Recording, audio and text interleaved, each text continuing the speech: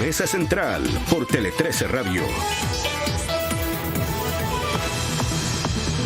Con Guillermo Larraín, economista, ex superintendente de pensiones, académico de la Facultad de Economía y Negocios de la Universidad de Chile. Guillermo, muchísimas gracias por la gentileza de estar acá. No, muchas gracias por la invitación, Iván. Quiero que hablemos de pensiones y no sé, se me olvidó advertirte antes de comenzar, pero ¿qué te parece lo que está pasando en la Universidad de Chile? La toma de la Campes en la Casa Central, la toma de Juan Gómez Milla, hasta la Facultad de Artes tomada, la fecha en estado catatónico. Creo que la causa palestina es una causa respetable, creo que de mucha data, y que de alguna forma acá, claro, se ha visto, entre comillas, justificada por lo que ha sido, creo yo, una reacción desproporcionada de Israel en Palestina, frente a una cuestión que evidentemente es a su vez barbárica, lo que hizo Hamas ahí. Pero creo que los estudiantes de alguna forma empiezan a mezclar planos, y entonces la universidad es justamente un espacio donde esto debiera debatirse. Debiéramos hacer 70 seminarios sobre este tema y discutir sobre la existencia o no o la pertinencia de que existan dos estados, cuán viable es eso. Pensar el problema y aportar desde lo que podemos hacer acá, pero hacer esto y desplegar este lienzo vergonzoso que pusieron con la rectora, francamente, la de sionistas. Es absolutamente, o sea, realmente es totalmente fuera de foco, y es lo que no corresponde que hagan los estudiantes de una universidad que es emblemática para el país, que debiera ser parte de la luz de la nación, que no corresponde. Y a propósito, porque esto habla también del estado de nuestras universidades. El otro día conversábamos, en esa misma silla estaba el rector de la Universidad Católica, al que la FEUC le estaba pidiendo también que cortara relaciones. En la academia, al interior de los académicos de la universidad, ¿esto se debate? ¿Hay conversación respecto del problema que los estudiantes están provocando o visibilizando? O sea, hay evidentemente mucha conversación, porque primero afecta a nuestra rectora. La rectora la elegimos, la rectora es una rectora electa por los académicos, y por lo tanto, evidentemente que lo que le está pasando a ella nos está pasando a todos, así que de todas formas hay conversaciones. O sea, en el caso de la Facultad de Economía y Negocio es un poco menos, porque el tema estrictamente de relaciones internacionales, del tema de la guerra, como que excede un poco el ámbito estricto de lo que hacemos nosotros. Entre los profesores, sí, lo hemos conversado de manera informal. A mí no se me han acercado alumnos a discutirlo, pero es un tema que evidentemente que está en el aire y que tensiona el ambiente. No es lo que tienen que hacer las universidades. Las universidades tienen que discutir esto y tratar de aportar con ideas, con soluciones, con conocimiento, con racionalidad. No es lo que está pasando acá. Hablemos de eso, hablemos de tu conocimiento y de tu racionalidad, Guillermo. Hablemos de pensiones. La ministra ayer, el presidente en una entrevista en CNN el viernes, y la ministra ayer dicen la reforma de pensiones tiene que ser con un reparto de 3 y 3 de la nueva cotización y todo. Y tú escribiste una columna la semana pasada donde básicamente lo que dices es voy a parafrasear, esta es la política, estúpido. El problema es la política, no es la técnica. La técnica, tú lo dijiste en una entrevista acá antes incluso, sí. La técnica podría ser dar la solución que se quiere si es que la política se pone de acuerdo. Yo, dentro de ciertos márgenes, sí. Yo creo que el problema hoy día fundamental es que el mundo político no se logra poner de acuerdo en una fórmula, y una vez que ellos encuentren la fórmula, creo que los técnicos podemos aportar mucho en optimizar los resultados de esa fórmula. ¿La fórmula o los fines? Las metas, digamos. O sea, es que hay muchos fines. Uno pudiera decir hay que subir las tasas de reemplazo, otro pudiera decir que evidentemente que es una cuestión que es súper importante. Claro. Queremos reducir las vulnerabilidades, cosa que también es importante, los riesgos que enfrenta la ciudadanía. Queremos legitimar el sistema previsional, porque la previsión sin legitimidad no funciona. Queremos hacer eso. Entonces, como que queremos hacer muchas cosas, y yo creo que está bien, pero el problema es cuando yo te digo subamos las tasas de reemplazo. La verdad es que hay muchas formas de subir las tasas de reemplazo. Entonces, para que no sea ese el problema, díganos cuáles son la combinación que a ustedes los satisface de cuánto va a cotización individual y cuánto va a alguna forma del Fondo Solidario que habla la Andrea Repeto, o alguna forma de ahorro colectivo, alguna forma de seguro longevidad, cualquiera de esas cuestiones, díganos qué es lo que va, y nosotros podemos aportar mucho en diseñar eso de la manera mejor posible para que maximice esa tasa de reemplazo, para que reduzca esas vulnerabilidades. O sea, se necesitan no solo unos ciertos parámetros, sino también alguna forma, digamos, no, o sea, esta discusión del si 3-3, 4-2, 5-1 o 6-0 es una discusión en ese sentido importante también, no es tan baladí. Es que es importante porque uno después llega y podemos utilizar, si tú me dices, si va a la cuenta individual, ahí es más o menos ya sabemos lo que le va a pasar a eso, ¿no es cierto? Es más o menos siguiendo las mismas reglas. Claro. Eso se puede optimizar porque podemos pasar a las cuentas generacionales, está bien. Pero el otro componente es un componente que hay gente que dice, no, tiene que ser, si es que va a existir, tiene que ser muy chiquitito. Otros dicen, no, tiene que ser muy grande. Pero la verdad es que pónganse de acuerdo y podemos utilizar bien esos recursos. O sea, tú me puedes decir, por ejemplo, si me dice que esto va a ser 1%, que va a ir a solidaridad, es poco lo que podemos hacer. Entonces, ¿qué vamos a hacer? ¿Vamos a optimizar la situación de las mujeres o vamos a hacer transferencias intrageneracionales o vamos a hacer un fondo solidario para Inter? Entonces, la verdad es que vamos a tener que iluminar opciones que se pueden hacer con eso. Si tú me dices que es 3, las podemos hacer las 3 cosas probablemente. Entonces, creo yo que la pregunta de fondo que tienen que hacerse los políticos es: ¿qué cosas? Porque hoy día, básicamente, el sistema previsional, las personas, todos nosotros, sufrimos 3 tipos de riesgos, genéricamente hablando. Uno, el riesgo financiero. Entonces, todo el 10% y todo lo que vaya del 6 a ese 10, el 13, digamos, va a estar sujeto a un riesgo financiero. ¿Queremos que eso ocurra? ¿Queremos que la ciudadanía esté enfrentando ese riesgo financiero o queremos quitarle riesgo financiero? Riesgo financiero llamas la posibilidad de que haya una rentabilidad negativa. Claro, una rentabilidad negativa o alta también, porque parte del riesgo que también sea bueno, ¿no? Pero en general ese riesgo, ¿lo podemos manejar bien o queremos quitarle riesgo financiero a las personas? ¿Queremos que tengan riesgo laboral? Es decir, que si hay una recesión y te caes sin pega, que no haya cotización en tu cuenta individual, eso le afecta más a los jóvenes. Porque cuando un joven deja de cotizar 1, 2, 3 años, eso se ve en un sistema de pura capitalización muchos años después, con un hoyo muy grande. Entonces, ahí está el riesgo laboral, está el riesgo de longevidad.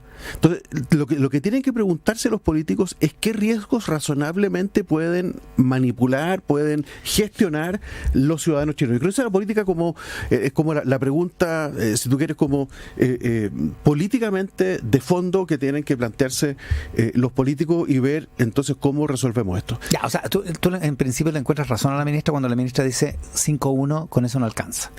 Va a mejorar las pensiones actuales. Es que sabes que yo creo que el dilema no es 5-1, esa propuesta es 15-1. Porque el 10 sigue siendo cuenta individual, a lo cual le agregaríamos el 5 y quedaría un 1. Entonces la pregunta es, ¿un sistema de pensiones con una relación 15-1 es un sistema de pensiones que le permite a la ciudadanía manejar bien los riesgos que enfrenta? Yo diría que no. ¿Y por qué? Porque el riesgo financiero es gigantesco. Si es que el 15% de todo lo que tú acumules está expuesto al riesgo financiero que tenemos hoy día, me parece que es excesivo. El riesgo laboral, lo mismo, porque en un régimen donde no hay sistemas que complementen tu pensión en casos de desempleo, entonces estamos en un problema. Te quedaste desempleado y no acumulaste el 16% de esa pensión. Entonces probablemente las desigualdades se incrementen. Incluso y los riesgos de longevidad de alguna forma también va con un carril distinto, pero también estamos muy expuestos a eso. Entonces, yo diría que el 15-1 a mí la verdad es que no me convence para nada como solución. Estamos con el economista Guillermo Larraín. Dicho eso, algunas de las otras cosas que se están discutiendo, viste que en el Congreso, en el Senado, están discutiendo en seis ítems, como cuerdas separadas, digamos, la reforma, la separación de la industria, la creación de un administrador estatal único, ese tipo de cosas, ¿importan realmente? ¿Son esenciales para los efectos, para los fines que se quieren conseguir? Yo creo que hay que empezar a poner, honestamente, esto tiene que ser una negociación, ¿no? Cuando yo miro la estructura de la industria, lo que veo es que hay algunas FPs que ganan mucha plata y cobran caro, hay otras que no ganan tanta plata y cobran barato. Entonces, el problema de la estructura de la industria no es condición necesaria para que se cobre, para que haya FPs baratas. Entonces yo sacaría esa discusión de la mesa. Creo que las economías de escala ya más o menos se explotaron. Entonces lo que tenemos que ver es cómo esas eficiencias operacionales que tienen las FP, sobre todo las grandes, cómo se le traslada a precio a los cotizantes, y eso, la forma que se ha venido discutiendo desde hace muchos años, desde que yo era superintendente, imagínate, es la famosa licitación.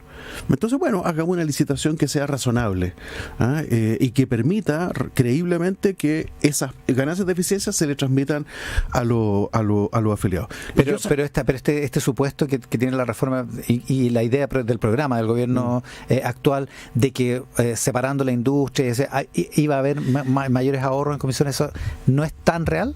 O sea, puede haber para las 3 FPs que quedaron con comisiones altas, para las otras no. No va a pasar mucho. Entonces yo diría que no es un gran efecto. No es un gran efecto.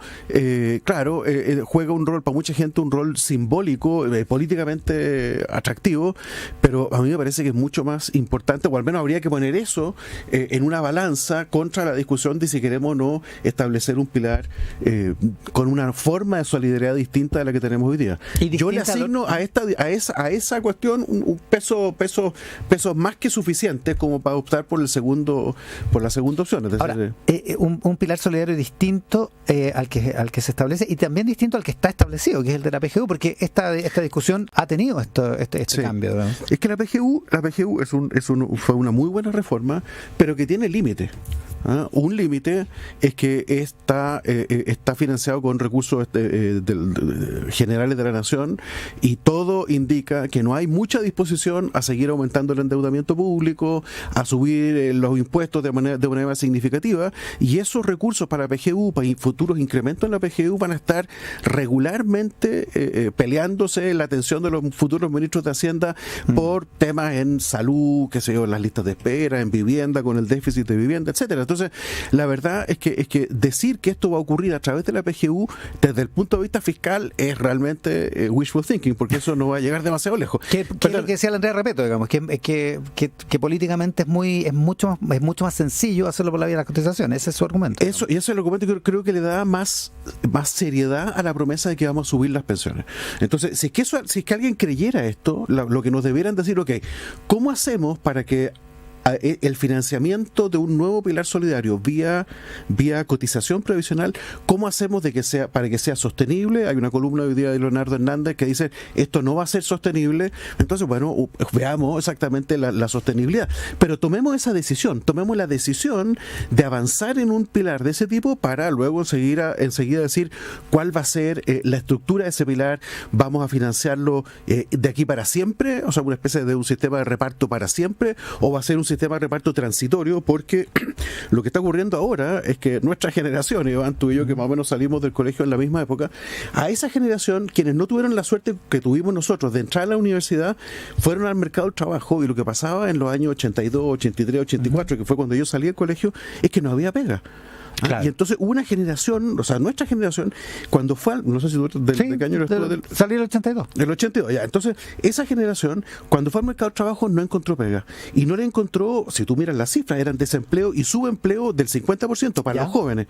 Entonces, durante prácticamente toda la década del 80 se le formó una laguna previsional gigantesca. O sea, parte mal esa. Es una generación que parte mal porque nace al mundo del trabajo en la mitad de una recesión que es la más grande que ha tenido Chile en los últimos 50 años. Entonces, por lo tanto, ahí efectivamente hay un problema generacional. Entonces, decir que uno va a tratar eso con cargo a las cotizaciones actuales, a mí me parece que se puede justificar bastante bien. Y si creemos que hay un problema de fertilidad, que efectivamente hay un problema de fertilidad, si hay un problema de longevidad, que también hay un problema de longevidad, bueno, hagámoslo que sea transitorio.